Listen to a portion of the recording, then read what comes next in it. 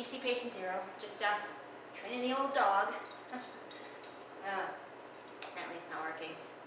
Well, I guess I better get to what I'm good at, making videos. Hello everyone, I'm back from my exciting adventures in dog training to talk to you about a play called Macbeth. It's by William Shakespeare, of course.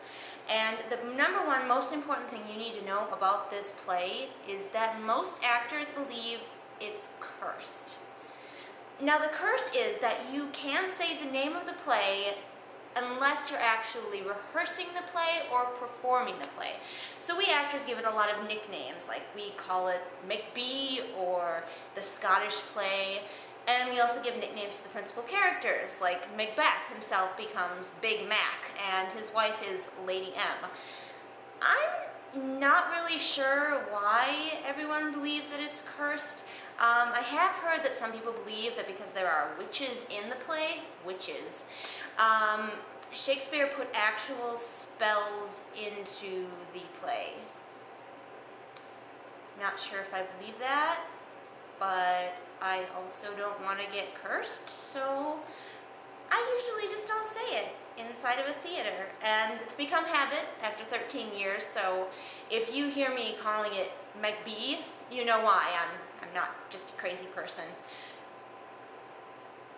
Well, okay, now let's talk about the characters. The first is, of course, Macbeth, who is the hero, or at least the main character of our play. Then there's his wife, Lady Macbeth, who is often considered to be crazy or evil, although I think she might just be Scottish. There's Duncan, who is the king, at least at the beginning of the play, spoilers. And then there's Malcolm, the king's son and his heir. Next there's Donalbain, who is also the king's son but not the heir. And then there's Banquo, who is a general in the king's army and a friend to Macbeth. Then there's Macduff, who is a Thane who has potential to maybe be cool, just keep your eyes on him.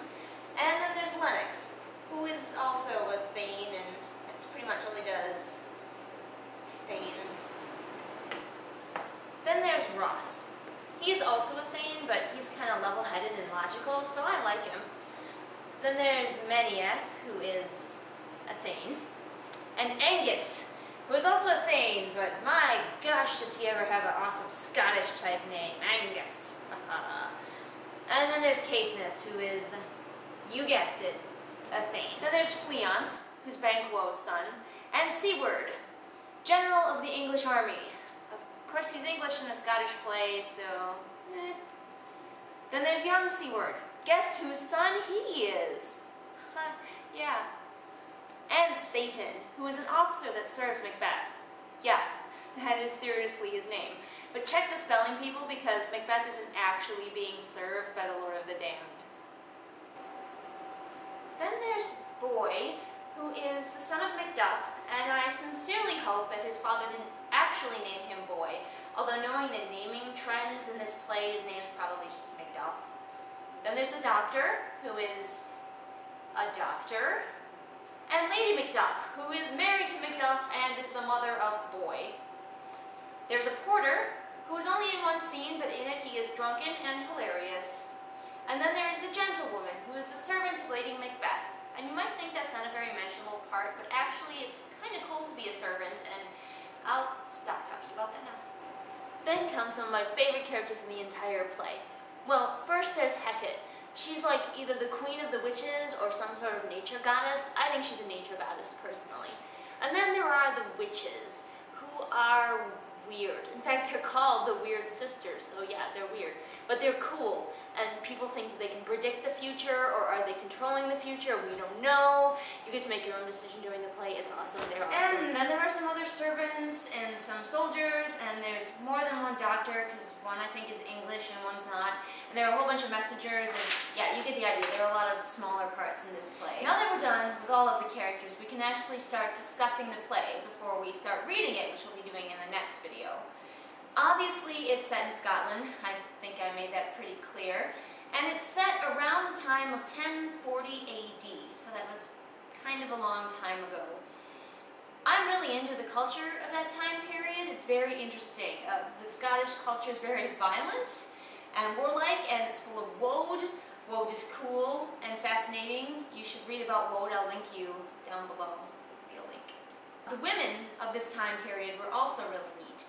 They did a lot of the fighting. They were very warlike as well. You would definitely expect to see women going into battle next to the men, or if they weren't going into battle, they were definitely running things at home while the men were gone, which is what Lady Macbeth is kind of doing at the beginning of the play. She just, you know, it was fully expected for a woman to run the house if her man wasn't there or if he had died. It's pretty normal back then. Also, Macbeth was sort of based on a real person, although the real Macbeth was really nothing like the Macbeth of the play, and he lived a full life and was the King James, who was king in Shakespeare's time when he was writing this play, claimed that he was descended from Banquo. Is this true? We don't know. But when you're the king, you can say stuff like that. Okay, those are just some of the basics before we actually start reading the play, and we are going to be reading the play in the next video. We'll be doing little snippets and we'll talk about them and talk about the lines and ideas and stuff. Be aware that Shakespeare's plays are open to a lot of interpretation, so never take anything you hear from me as absolutely true. Just like we never take anything we hear from like SparkNotes or anything like that. That's not absolutely true.